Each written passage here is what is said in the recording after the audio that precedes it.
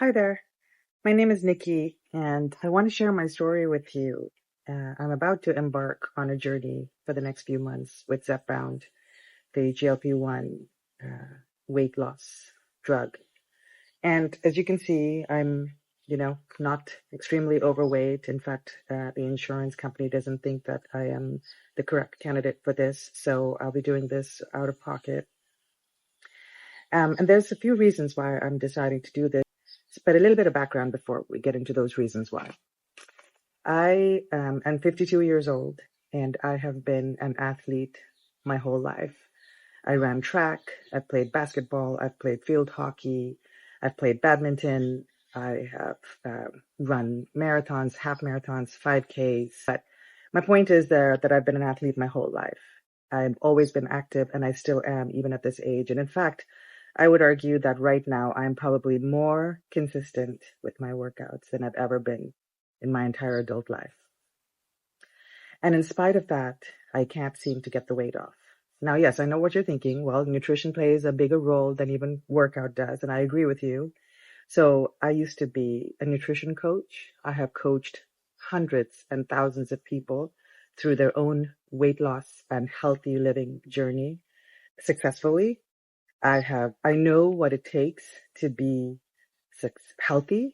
I know how to eat right. We know all of the things like avoid the processed foods, avoid too much simple carbohydrate, avoid excess sugar, don't overdo the alcohol. So all of those things, right? I have been really, really particular about what I've taken. I don't eat pasta. When I have a burger, I do it as a lettuce wrap, and I've been doing that for over a decade. Cheese, I have it sporadically and only during celebrations and only the good cheeses. Um, I don't eat fast food except for occasionally, rarely, I would say. I don't drink sodas. So all of the things that we have been raised and taught about how to be healthy, I have been doing those things. And in fact, in my late 20s, when I first met my husband, we wined and dined a lot. We were eating out almost every day. And I did put on a lot of weight at the time. I'm 5'3", by the way. I used to be 5'5", and I shrank after I gave birth to my two kids, and also because I was a runner, I think. So now I'm 5'3", and I have been in the 125 to 130 pounds my almost my whole adult life. And now I am stuck at 145 pounds. And no matter what I do, no matter how much or little I eat, no matter how much or little I work out, I can't seem to move the needle on the scale. And yes, it's not about the weight, because if you're working out, muscle weighs more than fat, and arguably I'm keeping the weight on, but it is more musculature than fat. However, I also know that you're supposed to feel good in your clothes and in the way you look when you look in the mirror, when you're doing all the right things. And that's the main reason why I'm deciding to do this series and record this with you, for me, frankly, because I want to look back, in the future and see the progress that I may have made, that I hope to make. The other thing that you have to know about me is that I love food. So I have a blog called The Gallivanting Gastronome. You're seeing this on my YouTube channel called The Gallivanting Gastronome, on Instagram, the same thing. I love food. I love talking about food. I love cooking food. My husband and I enjoy talking about flavors and textures, and whether it's a food cart or a street vendor or a Michelin star restaurant, we enjoy food. And so if there's one thing I'm nervous about going on this GLP-1 journey, is that the effect that it's going to have on my palate, on my ability to still enjoy food. It almost makes me emotional to think about the danger, if you will, around that. And I've been assured that it's just about portions, that, you just eat less of those things. And there too, by the way, yes, we all know that portion control is the key.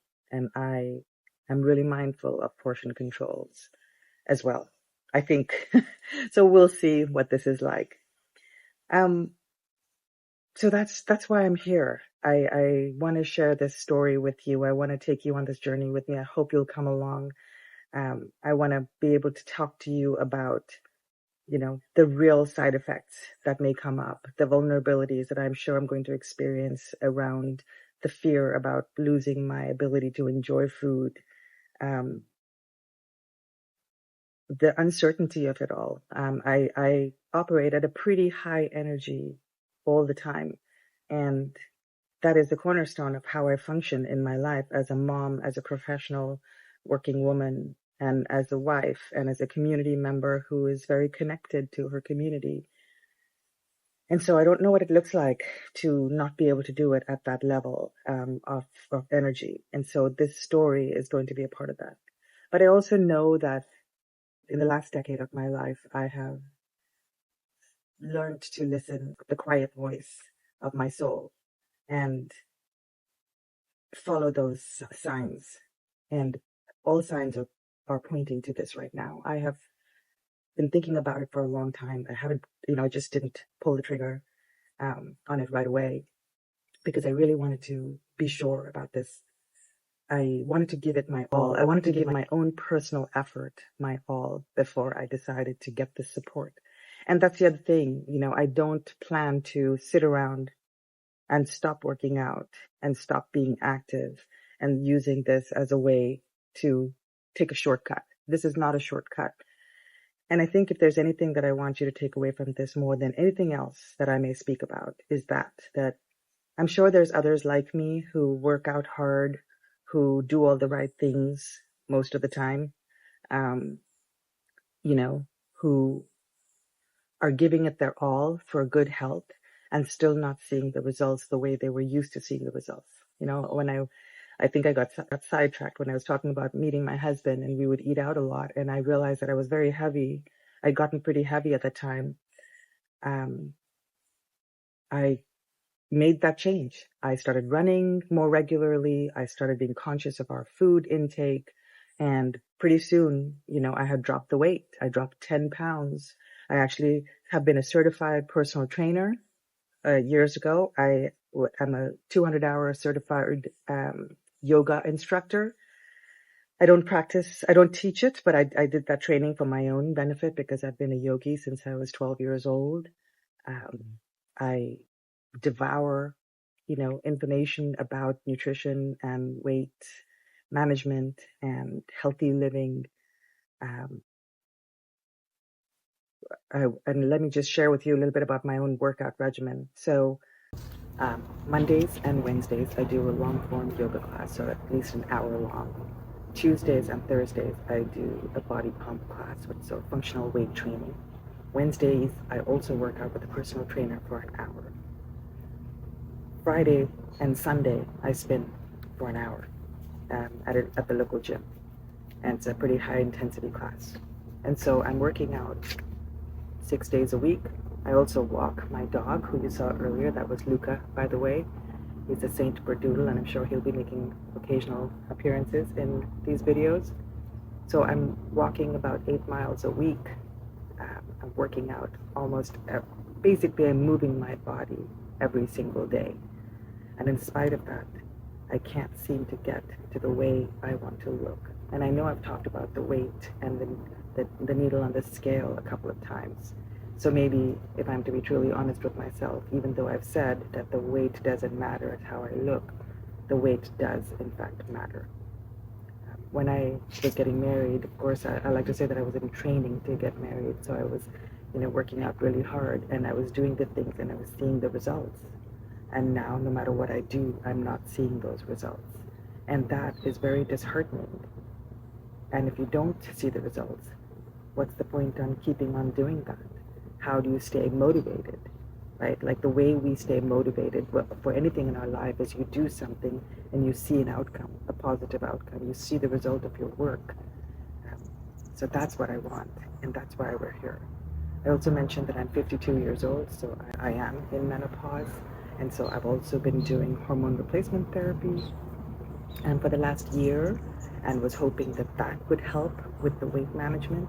And while it has helped with other symptoms of menopause, it has done nothing for the weight management.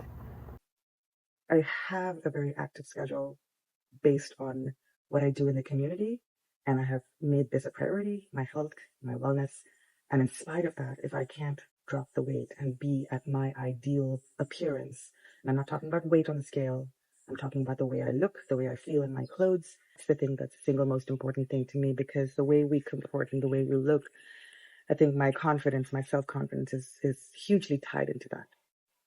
So I hope that you will come along with me on this journey.